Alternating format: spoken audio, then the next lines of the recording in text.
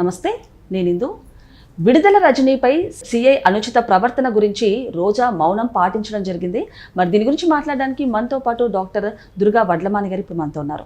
నమస్తే మ్యామ్. నమస్తే అండి మేడం, మనం చూసుకుంటే విడుదల రజనీ మీద సిఐ గారు అయితే కొంచెం అనుచితంగా ప్రవర్తించిన విషయం మనకు తెలిసిందే. మరి ఈ విషయంలో అదే క్యాడర్లో ఉన్న రోజా గారు విడుదల రజనీ గారి గురించి ఏ ఒక్క వ్యాఖ్యానం కూడా ప్రసంగనం కూడా ఎక్కడా చెయ్యలేదు. అంటే ఏ రకంగా చూడొచ్చు మేడం దీన్ని? రోజా గారు చేయలేదు. మీకు ఇవాళ తాడేపల్లిలో రాష్ట్ర స్థాయి మహిళా విభాగం అధ్యక్షతన, అంటే ఇవిడెవరు వరుడు కళ్యాణి అధ్యక్షతన ఇవాళ మీటింగ్ జరిగింది. అక్కడ కూడా ఒక్కళ్ళు కూడా నోరు విప్పలే ఈ అంశం మీద. మీరు ఇవాళ కనుక చూసుకున్నారంటే ఎవరెవరున్నారంటే వరుడు కళ్యాణి, ఆర్కే రోజా, తానేటి వనిత, సజ్జల రామకృష్ణారెడ్డి, మహామహులందరూ, చెవిరెడ్డి భాస్కర్ రెడ్డి, వీళ్ళందరూ కలిసి ఇవాళ అక్కడ మీటింగ్ పెట్టారు తాడేపల్లిలో. అంటే మీరు అన్నట్టుగా ఏమండి, మనం మొదటి నుంచి చెప్తున్నది ఒకటే. ఇప్పుడు చంద్రబాబు నాయుడు గారు ఎవరు తప్పు చేసినా ఊరుకోట్ల, అలాగే పవన్ కళ్యాణ్ గారు ఊరుకోవట్లేదు, లోకేష్ ఊరుకోవట్లేదు. అది తెలుగుదేశం పార్టీనా, లేకపోతే వైఎస్ఆర్సీపీ పార్టీనా, లేకపోతే వాళ్ళ ప్రభుత్వంలో జరిగిందా, ఈ ప్రభుత్వంలో జరిగిందా, ఇది కాదు.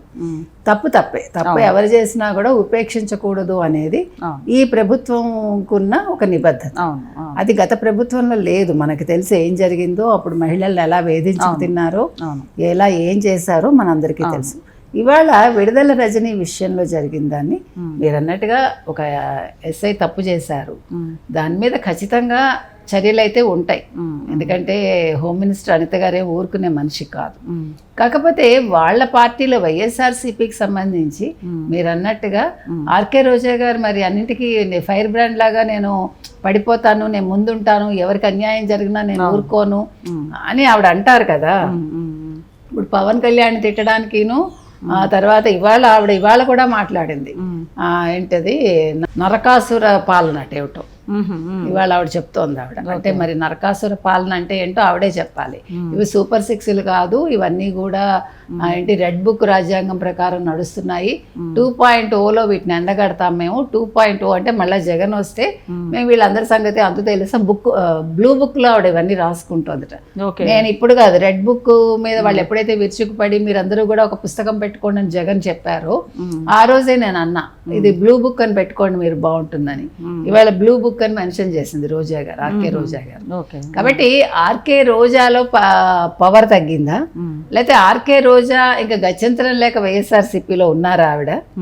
అంటే ఆవిడకి ఫ్యూచర్ లేక, భవిష్యత్తు లేక ఆవిడ ఆ పార్టీలో ఉండి, అంటే వేరే ఎక్కడికి వెళ్ళాలో తెలియదు కదా. ఆవిడ మెడ్రాస్ వెళ్ళారు, ట్రై చేసుకున్నారు, విజయ్ పార్టీలోకి వెళ్ళాలనుకున్నారు. ఆవిడ చాలా రకాలుగా ట్రయల్స్ చేసుకుని ఇటు నగరికి కూడా ఆవిడ వెళ్ళలేరు, తిరుపతిలో పూర్తిగా ఉండలేరు, అలాగని తాడేపల్లిలో ఉండలేరు, హైదరాబాద్ వచ్చి ఉందామంటే ఇక్కడ కాంగ్రెస్ పాలన.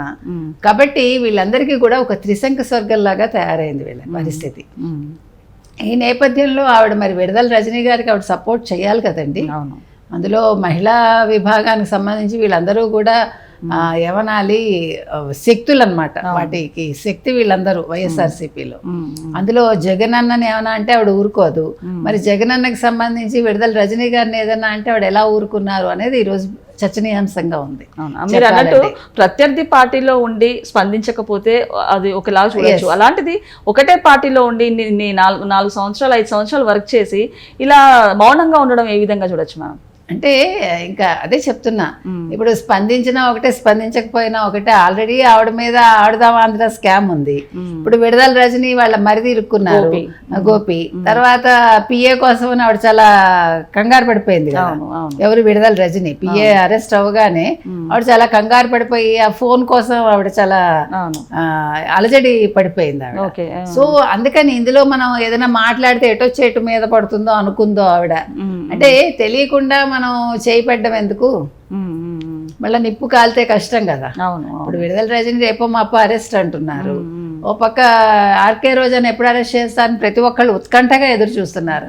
ఏదో ఒక సినిమా రిలీజ్కి ఎంత ఉత్కంఠ ఉంటుందో ఆర్కే రోజా అన్న ఆవిడ ఎప్పుడు ఈవిడ అరెస్ట్ అవుతుంది అని చాలా మంది ప్రజలు ఎదురు చూస్తున్నారు. జగన్ అధికారంలో ఉన్నప్పుడు అన్ని ఉత్కంఠాలే తిరబడుతున్నాయని చెప్పొచ్చు మనం. ఒక లిక్కర్ స్కామ్ లో చూసుకుంటే జగన్ గారు ఎప్పుడు వస్తారా అనేది, విడుదల రజనీ గారు ఎప్పుడు వస్తారన్నది, లేకపోతే ఇంకా అన్ని రకాలుగా జగన్ గారి చుట్టే ఉచ్చు బిగించుకుంటుంది అని చెప్పొచ్చు అంటారా? ఖచ్చితంగా. అంటే వీళ్ళు నరకాసుర పాలన ఇవాళ ఆవిడ అంది. కానీ ఇక్కడ జరగబోయేది ఏంటంటే వైఎస్ఆర్సీపీలో స్కామాసురులందరినీ తీసుకెళ్ళి ఎప్పుడు ఈ శ్రీకృష్ణ జన్మస్థానంలో వేస్తారు అని ప్రజలు ఎదురు చూస్తున్నారు చెప్పాలంటే. ఇప్పుడు వీళ్ళందరూ కూడా ఏదో అర్జునుడు వీళ్ళతో పోల్చుకుంటున్నారు కదా, కర్ణుడు గాను అర్జునుడు గాను. అసలు భారతంతో మీరందరూ ఎందుకు పోల్చుకుంటారు? భారతంలో క్యారెక్టర్స్ అనేవి చాలా వీరోచితంగా ఉంటాయి. ఈవెన్ దుర్యోధనుడు కూడా చాలా వీరుడు. ఇప్పుడు అతను 5 ఊళ్ళు ఇవ్వలేదు కాబట్టి ఈ గొడవలు వచ్చాయి. తర్వాత ఎప్పుడైతే ద్రౌపది వస్త్రాభరణం జరిగిందో అప్పుడు అతను చెడ్డవాడయ్యాడు చెప్పాలంటే. ఇప్పుడు మీరు కనుక గమనించారంటే ఒక భారతం కానీ రామాయణం కానీ మహిళల కోసం జరిగాయి. అంటే అక్కడ ఎత్తుకుపోవటం అనేది ఎక్కడ జరిగింది రామాయణంలో, ఇక్కడ ఈవిడకి మాన అవమానం జరిగింది ద్రౌపదికి. కాబట్టి యుద్ధాలు వచ్చాయి. కానీ ఇప్పుడు పహల్గాం తీసుకున్నామంటే ఇక్కడ ఆడపడిచికి జరిగిన అన్యాయాల మీద ఈరోజు యుద్ధం వచ్చింది. అంటే చెప్తున్నా, అంటే యుద్ధాలు ఎందుకు వస్తాయి అనేది. కానీ వైఎస్ఆర్సీపీలో ఈరోజు మాట్లాడుకోవటానికి వాళ్ళకి మహాభారతం పనికొస్తుంది. కానీ నిజంగా చెప్పాలంటే యుద్ధం చేసే స్థాయి ఎవరిది కాదు.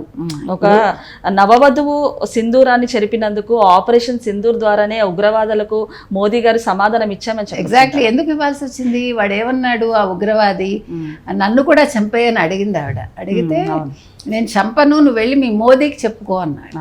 దాని మీద ఒక అద్భుతమైన కార్టూన్ కూడా తర్వాత వచ్చింది, చూసారా మీరు? ఇక్కడేమో ఏడుస్తూ ఆవిడ ఉంటే చెప్పమంటాడు, ఇక్కడ నేను మోదీకి చెప్పాను అన్నాక శతఘ్నుల దాడి కనిపిస్తుంది. అంటే చెప్పాక వచ్చిన పరిణామాలు ఏంటో కూడా మనకు క్లియర్ గా తెలుస్తుంది. ఎంత అద్భుతమైన కార్టూన్. అంటే నేను అనేది మనం చేతులు కట్టుకుని కూర్చోలేదు, కానీ వైసీపీలో వాళ్ళందరూ చేతులు కట్టుకుని కూర్చున్నారు, చేతులు ముడుచుకుని కూర్చున్నారు. బికాజ్ వాళ్ళకి ఎప్పుడు ఎవడు అరెస్ట్ అవుతారు. ఇప్పుడు నిన్న వల్లభనేని వంశీ బెయిల్ వచ్చింది కానీ బయటికి రాలేకపోయారు కదా.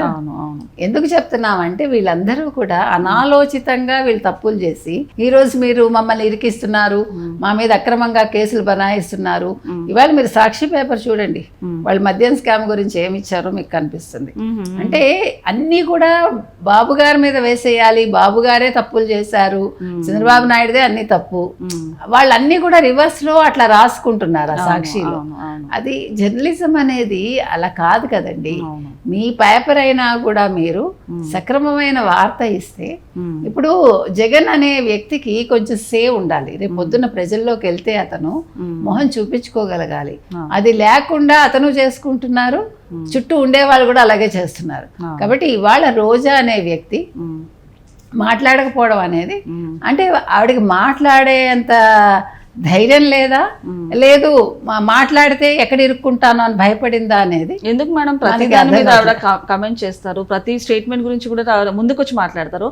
అలాంటిది రాజకీయంగా పక్కన పెడితే కనీసం ఒక మహిళగా కూడా ఆవిడ స్పందించకపోవడం నిజంగా విచారణ. అంటే ఆవిడకి ఏమన్నా అంతర్గతంగా వాళ్ళిద్దరికి ఏదైనా అంటే పడదా అంటే విడుదల రజనీ కూడా షీజ్ ఆల్సో, అంటే ఆవిడ చదువుకుంది, ఆవిడ యుఎస్ నుంచి వచ్చింది, తర్వాత వ్యాపారాలు ఉండేవి ఆవిడకి కూడా.